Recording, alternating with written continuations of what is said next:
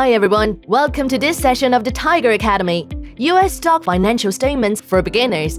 In our previous lesson, we've identified 4 industries in the US stock market that are worth watching. They are IT, energy, healthcare, and consumer staples.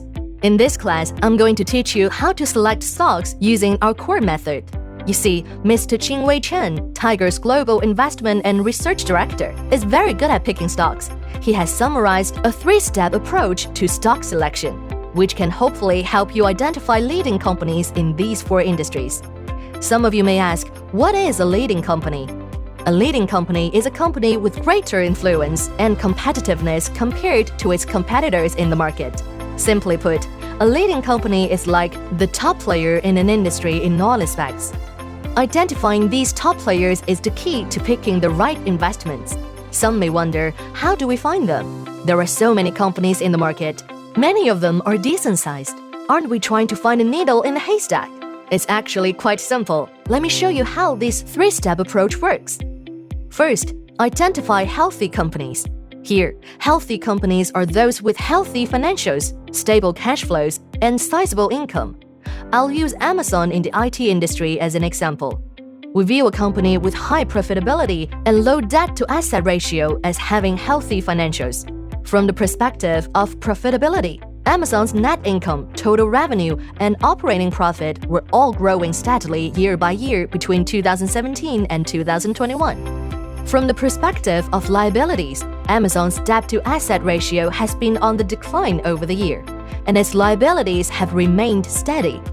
As Amazon's profitability has improved gradually and its debt ratio has fallen gradually over the past 5 years, we view the company as having good financial health.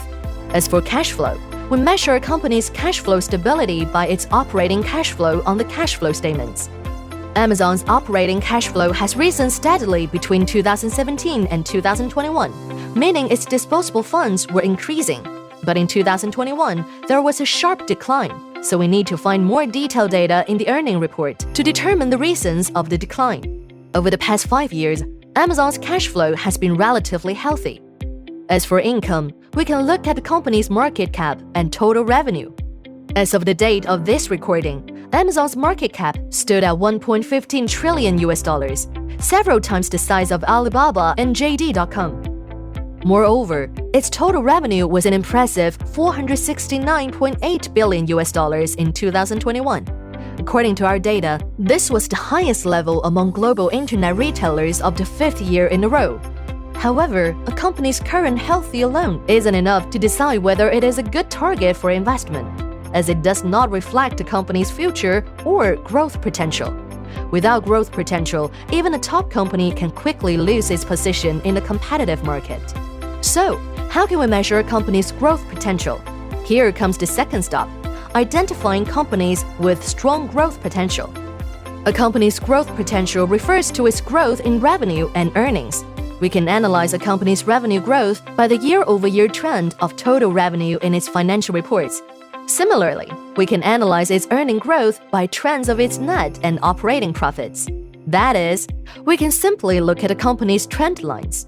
We can see from the charts that all indicators declined YoY between 2018 and 2019, but recovered gradually between 2019 and 2021. We suggest that you lengthen the time span from 5 years to 10 years in such a case. And if the data show an upward trend in general, it means the company has good growth potential. There is a third, more qualitative principle based on a company's economic moat. Warren Buffett often uses this principle in addition to the 2 quantitative principles from before. So, the natural question is, how do we identify a company with an economic moat? In Qingwei Chen's words, a company has an economic moat when it has strong brand equity, high technological barriers, or absolute pricing power. Still unclear? Let's look at a concrete example. Do you guys still remember the long queue outside Apple stores whenever a new product is launched? Apple fans are so dedicated to Apple products that they would queue up overnight to buy the company's latest offerings. And this is an indication of the company's brand equity. Companies with strong brand equity will have natural advantage in market competition.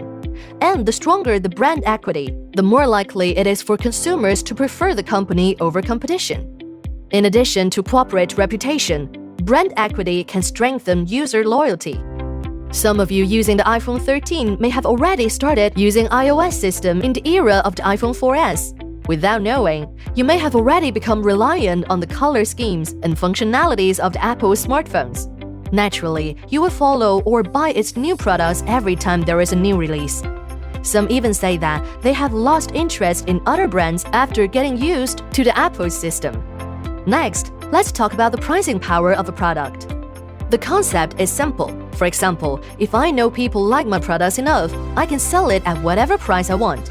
In other words, no matter how much I sell it for, users will accept it. And this is the pricing power of a product. Strong brand equity will give a company better pricing power. Such companies can bring up prices when costs are higher, and consequently pass the additional costs onto the downstream consumers without affecting their sales volume. A company with strong pricing power can basically have it all in the market. Moat is a very important metric when picking the right companies.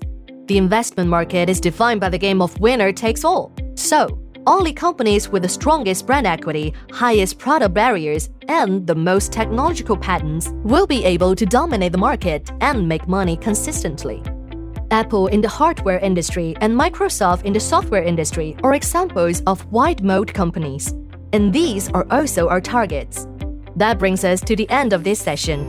By using our three-step approach to stock selection, you will be able to identify the top players in an industry by searching for those with good financial health, high growth potential, and wide economic moats. Specifically, a company's financial health is indicated by its market cap, revenue and profit disclosed in its financial reports. By comparing these data among companies within the same industry, those ranking highest will be considered the top players. Companies with high growth potential are those with high revenue and earning growth. Similarly, a company with a wide economic moat are the preferred choices for investment. Here is a mind map of what we've just talked about. And I'm sure you will master our three-step approach to stock selection in no time. These metrics can be found on our Tiger Trade app. You can try them out on your companies of interest. We now have covered the 2 sessions related to stock selection based on financial reports. In the next class, we'll discuss how to best take advantage of financial reports in trading. See you next time!